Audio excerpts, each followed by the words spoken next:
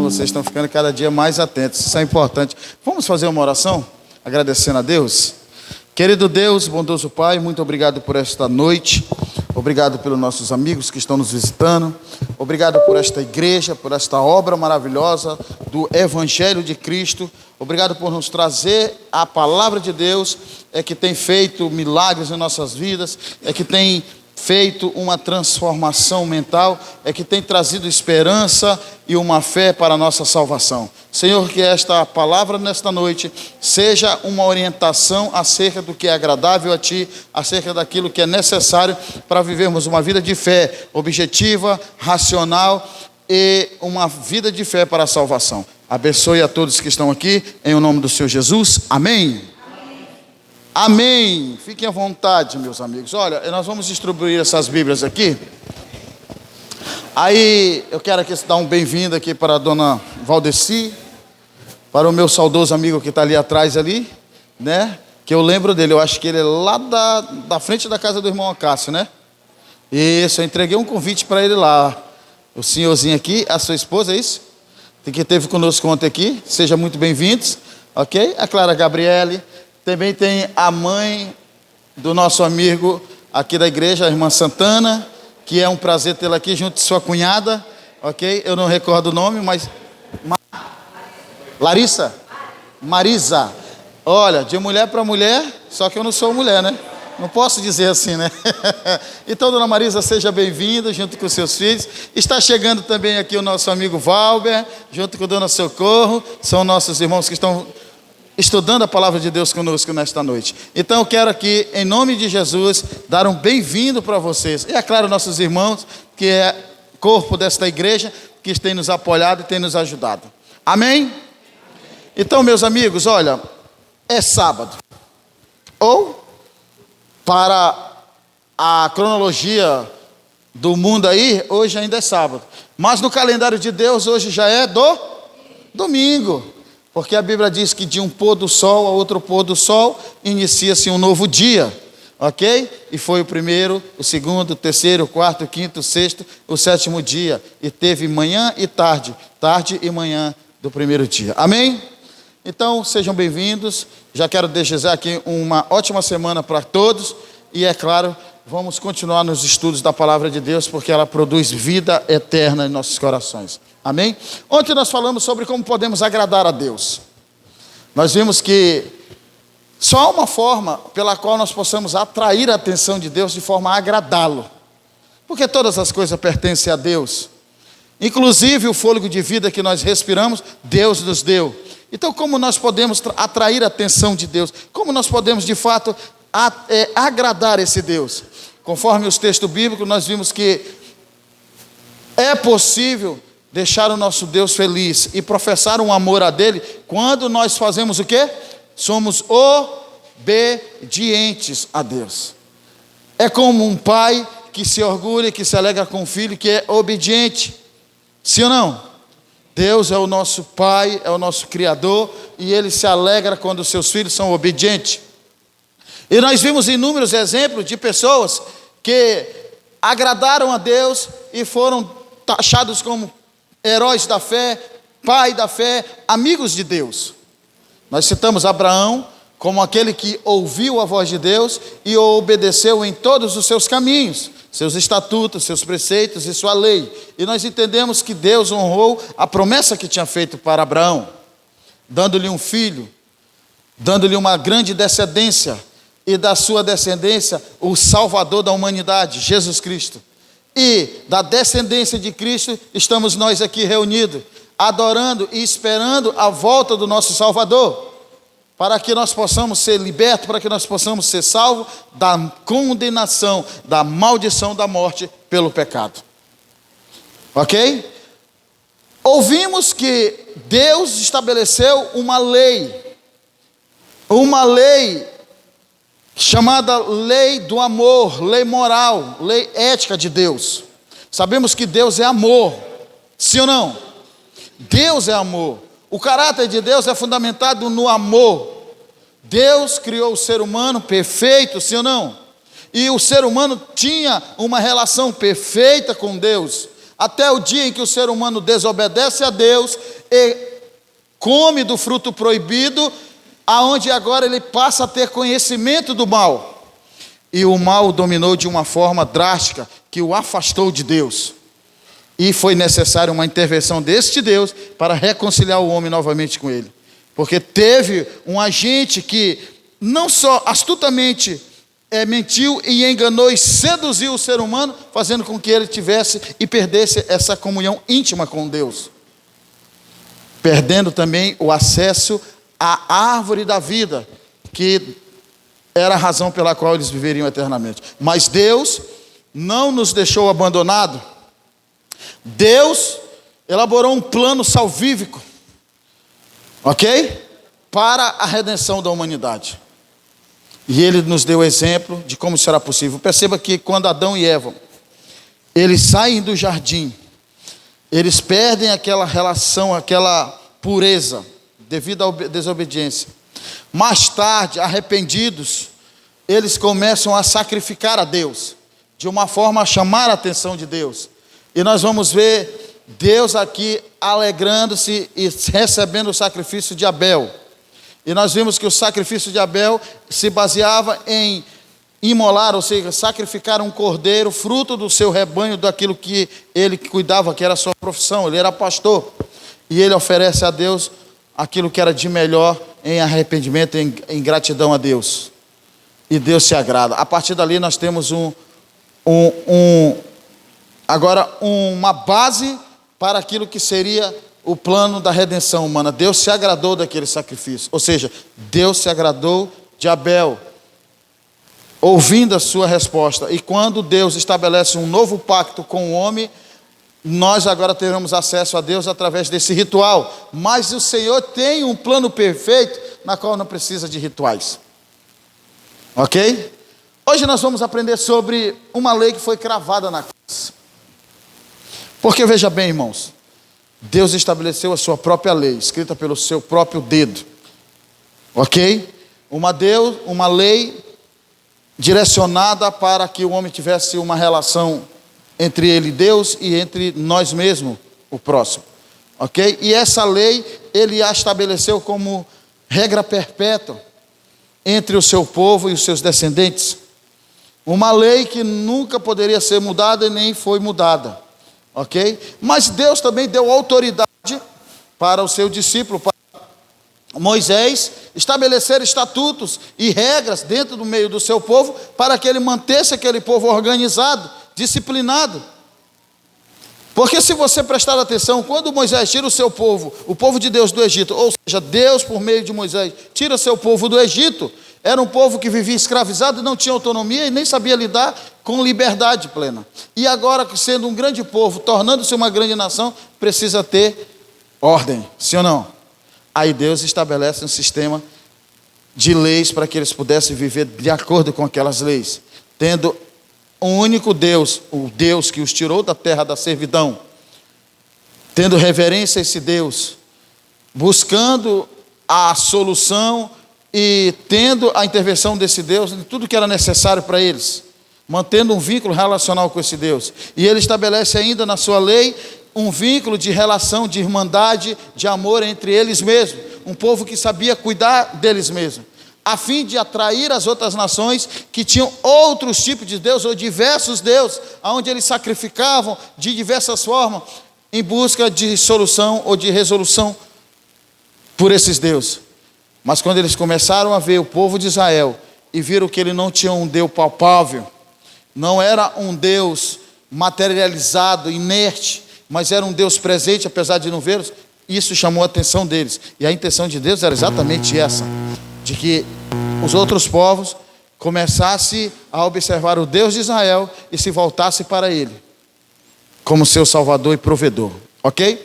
Então nós vamos falar sobre a lei que foi cravada na cruz, ou as leis que foram cravadas na cruz, ok? Quando nós falamos de leis cravadas na cruz, são leis aquelas que eram contra nós, leis que eram impostas diante de um povo que era impossível de se cumprir, e que também tinha um resultado muito contrário, ok? Nós vamos falar dessas leis, que hoje já não é mais necessário que nós nos sujeitemos ou passamos a buscar a Deus através delas. Vamos entender um pouco. Você está com a Bíblia aí? Você recebeu uma Bíblia, você que está com ela, fique atento que toda referência que nós passarmos aqui, eu vou direcionar você para a página, para o livro, para o capítulo e para o versículo, ok? Então vamos lá. Uma lei cravada na cruz. Dá uma mexidinha nesse plugzinho aí para mim. Ok, obrigado. Primeira coisa que nós precisamos entender, está registrado no capítulo 5, versículo 17. Nós vamos ver Jesus falando acerca da lei, ok? Se você puder acompanhar, você vai ver aí que no Evangelho de Jesus Cristo, segundo escreveu Mateus, no capítulo 5, versículo 17, nós vamos ver Jesus trazendo a seguinte mensagem.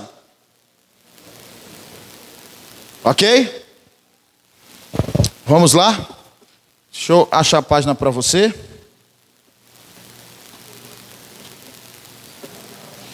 Mateus 5,17 está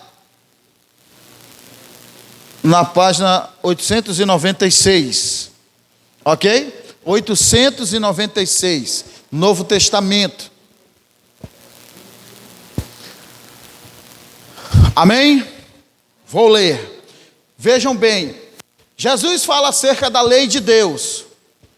Ele disse para o povo, para seus discípulos, o Espírito Santo deixou registrado para nós, na sua palavra, a seguinte mensagem: não pensem que vim abolir a lei ou os profetas. Não vim abolir, mas cumprir. Jesus deixou bem claro que a lei de Deus deve ser cumprida. Ok, amigos? E ele deixou bem claro para os seus discípulos e para todo o povo que o ouvia acerca da sua intenção, daquilo que ele veio realizar na terra. Ele deixa claro: eu não vim aqui contrariar ou abolir a lei de Deus, e muito menos os profetas. Eu não vim abolir, eu vim cumprir. Porque o que a lei de Deus nos ensina? Que devemos amar a Deus e o próximo, não é isso? Então, Jesus não veio contrariar essa lei, ele não veio descumprir, na verdade ele veio botar em prática ela, ok? O que mais? Jesus falou: eu não vim abolir a lei e os profetas. E o que eram os profetas? Qual era a função dos profetas, amigos? A função dos profetas era trazer ou compartilhar a vontade de Deus em meio do seu povo, dizendo ao povo aquilo que Deus queria que eles entendessem, sim ou não? E ele era o quê? Um instrumento de Deus para trazer as mensagens de Deus para o seu povo. Tanto mensagens essas que poderiam estar no contexto de exortação, no contexto de bênçãos, orientações quanto ao que eles deviam fazer, ou do que eles deviam esperar, ou trazendo revelações acerca dos perigos que poderiam vir, e é claro, revelações, profecias acerca do Salvador, do próprio Cristo. E os profetas, eles eram homens que andavam e seguiam segundo o que? A vontade de Deus. E no que consiste o amor e a vontade de Deus? Na obediência da sua palavra, ok? Então Jesus deixou isso bem claro para nós. Não pense que eu vim abolir a lei ou os profetas. Lei de Deus, lei do amor, lei da relação entre você e Deus e os seus irmãos. Não vim abolir, mas eu vim cumprir. Quem disse isso foi Jesus. Se Jesus disse, e nós somos discípulos, então devemos seguir o seu exemplo. Sim ou não? Todo discípulo quer fazer o quê? Seguir as orientações do seu mestre, a fim de chegar no nível ou até alcançar um nível superior daquilo que ele nos deu para realizar. Sim ou não? Vamos lá. Jesus não veio abolir. No Salmo 119, no versículo 96, o salmista faz essa declaração aqui, amigos. Olha, nós vamos acompanhar aqui para a gente ganhar um pouquinho de tempo. Veja bem, ele diz assim: tenho visto que toda perfeição tem seu limite, mas o teu mandamento é ilimitado. O que o salmista está dizendo aqui é que, ao olhar para tudo que se vê debaixo do sol, para toda a obra humana, para todo o desempenho humano, aquilo que aparentemente é perfeito, ele julga ser limitado. Mas quando ele olha para a lei de Deus, a orientação divina, ele declara que é ilimitada. E ele se refere à lei, à ordem, à orientação, o desejo, aquilo que é agradável a Deus. Ele diz: tenho visto que toda perfeição tem seu limite, mas o teu mandamento é ilimitado. Você entendeu aqui? Isto que está registrado no livro dos Salmos, no número 119, versículo 96. O salmista, inspirado por Deus, deixou bem claro para nós que os mandamentos do Senhor são perfeitos, porque eles tratam de uma ética moral, de um comportamento perfeito diante de Deus. Porque se nós seguíssemos essas orientações aí, amigo, o mundo não estava na forma caótica que está. O mundo não estava vivendo esse caos, esse desespero, essa luta intensa, essa mortandade, essas doenças que estamos vivendo aí. Porque se você devota a sua vida a Deus, buscando nele os refúgios, as soluções, sabe, as respostas para tudo que você necessita, e você mantendo uma relação com o seu irmão, não caluniando, não blasfemando, não dando falso testemunho, não matando, não roubando, sendo obedientes a pais e mães, com certeza, meu amigo, estaria vivendo num mundo melhor, sim ou não? Claro que sim. É por isso que ele deixa bem claro, ó, o teu mandamento é ilimitado. O problema é que a gente não tem essa visão racional e de querer pôr em prática esta visão aí. Porque a gente está muito mais à vontade para fazer aquilo que é a concupiscência dos olhos e a concupiscência da carne. Quando eu falo de concupiscência, eu estou falando dos desejos, das vontades, do que é agradável, do que é saciável, do que é confortável. Você entendeu? Então tudo isso está dentro desse contexto. Aí ele deixa bem claro, o Espírito Santo: eu tenho visto que toda a perfeição, ou seja, tudo aquilo que é palpável, tudo aquilo que é deste mundo, que você julga ser perfeito, ele tem seu limite, mas o teu mandamento é ilimitado. Amém? A lei do Senhor é perfeita. No Salmo 19, versículo 7, nós vamos ver mais uma declaração sobre isso. Vamos lá. Salmo 19.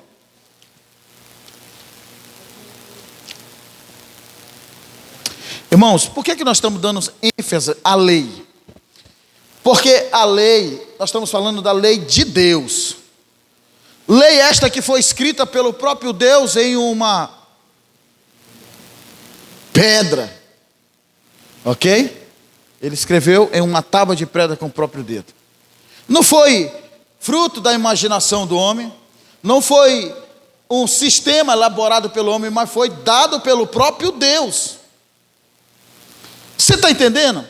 Porque as leis de Moisés, pelo menos as 90, as 190, as 914 tese, preceito, Deus direcionou, mas quem escreveu foi Moisés.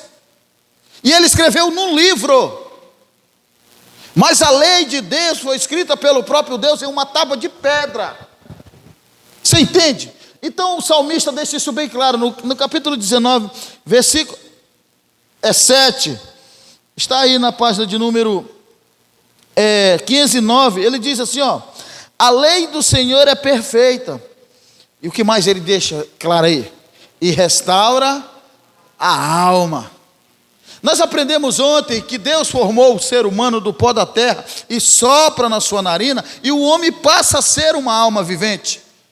Então, o que é que a lei restaura? A mim, a você, a nossa personalidade, a nossa racionalidade, o nosso entendimento, a nossa convivência, a nossa relação como pessoa. Vocês estão entendendo aqui? Então o Senhor está dizendo, olha, a lei de Deus é perfeita e ela restaura. O que é que precisa ser restaurado, amigo? Aquilo que está de alguma forma deteriorada, faltando alguma coisa, está quebrada, está torta, está de alguma forma com uma pintura rasurada. Então precisa ser restaurado. Então imagine, o ser humano está no contexto do pecado e ele precisa ser restaurado. É por isso que a Bíblia diz assim: a lei do Senhor é perfeita e restaura a alma. Porque se o ser humano vive uma vida iracunda, rancorosa, cheia de mágoa, ele precisa ser restaurado para que ele tenha uma boa relação. Se o ser humano, de alguma forma, ele vive uma vida invejosa, cheia de contexto assim, ele precisa ser restaurado. E a única orientação de restauração é o amor, que quebra barreiras. Amor, o amor ágape de Deus. Ou seja, esse amor incondicional em que um se coloca no lugar do outro, um amor com empatia. É por isso que a lei de Deus é chamada de lei do amor. Ética moral, relacionamento, conduta. Se nós olharmos por esse lado aí, você vai ver que de fato ela vai trazer um senso de restauração, de modificação, de comportamento, de hábitos, de caráter no ser humano, caído, influenciado. Entendeu, irmão? É nesse sentido aí, a Bíblia, o Senhor deixou bem claro, a lei do Senhor é perfeita e ela restaura a alma do homem, do ser humano. Você vê, eu era um drogado jogado nas ruas. A palavra do Senhor, a lei do Senhor trouxe restauração para a minha vida. E assim tem feito na vida de muitos. A prostituta, o traficante, o assassino, o ladrão. Muita gente sendo restaurada pela palavra de Deus. E ela deixa bem clara, ela é eficaz e útil para transformar o ser humano. O problema é que a gente não quer dar atenção a essas coisas. Estamos tão confortáveis e tão cheios de entretenimento que deixamos de observar a lei. E quando se fala da lei, aí vem logo aquele contexto que ela está lá no passado, que ela já não tem mais importância, que agora precisa ser atualizada. Se Deus escreveu, Ele disse e deixou como regra perpétua. E você vai ver que Deus, Ele não muda e nem tem variação de mudança. O que é perfeito precisa ser mudado? Se Deus não mudou, quem mudou então? Nós estamos falando da lei de Deus. Quem mudou então? Por que está tudo controvertido? Satanás, ele tem poder sedutor, enganador, e ele é extremamente mentiroso. A Bíblia testifica disso, nós falamos para vocês aqui quando trouxemos as armas do dragão. Certo? Astutamente, a arte de enganar sem ser percebido. Hoje ele está usando a sua astúcia, distorcendo as coisas, trazendo para o coração das pessoas que mais importa obedecer ao homem do que a Deus, enquanto a palavra de Deus diz, mais importa obedecer a Deus do que o homem. E de que forma nós damos mais atenção ao homem? Quando nós seguimos as suas tradições, quando nós seguimos os seus padrões interpretativos, as suas filosofias, e deixamos de seguir a verdade escrita pelo próprio Deus. E eu quero que vocês saibam de uma coisa: a norma do juízo de Deus também vai ser a sua lei. Você entendeu isso aqui? Norma do juízo. Do juízo. O que é que está em juízo? Aquilo que está sendo ou vai ser julgado. E todo julgamento tem o quê? Uma sentença.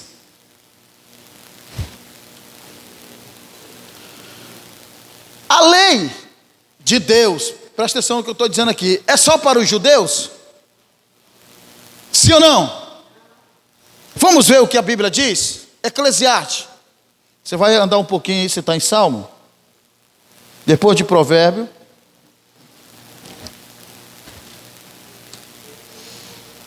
Página de número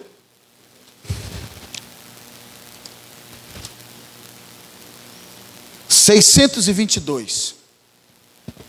Como eu disse para vocês, deixamos de seguir uma orientação divina, deixamos de obedecer à voz de Deus para seguir os costumes e as tradições humanas. Irmão, isso aqui é importante, ó. No que eu sigo a tradição humana? Talvez você pode se perguntar. Toda a humanidade tem um contexto histórico. O cristianismo tem um contexto histórico. Deus se deu a conhecer ao homem ao longo da história da teologia de Deus, do cristianismo até nós tem um contexto histórico. Como é que se deu a questão da fé, a religiosidade, a quem nós servimos, quem é Jesus, né? Tem um contexto histórico. Aí hoje as pessoas aqui, que não têm conhecimento, são levadas a viver algo que não está dentro do padrão daquilo que Deus estabeleceu, porque segue uma tradição nesse contexto histórico, que foi criado lá atrás e perdura até hoje. E pessoas que não estão informadas e nem querem se informar dentro daquilo que a palavra de Deus diz acerca desse comportamento e dessa profissão de fé, vivem seguindo uma orientação, uma tradição e um costume humano, uma mudança humana.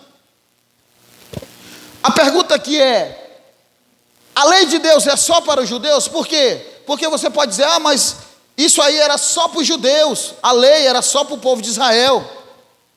Paulo pregou para os gentios, que não eram pessoas diretamente da nação judia ou dos judeus.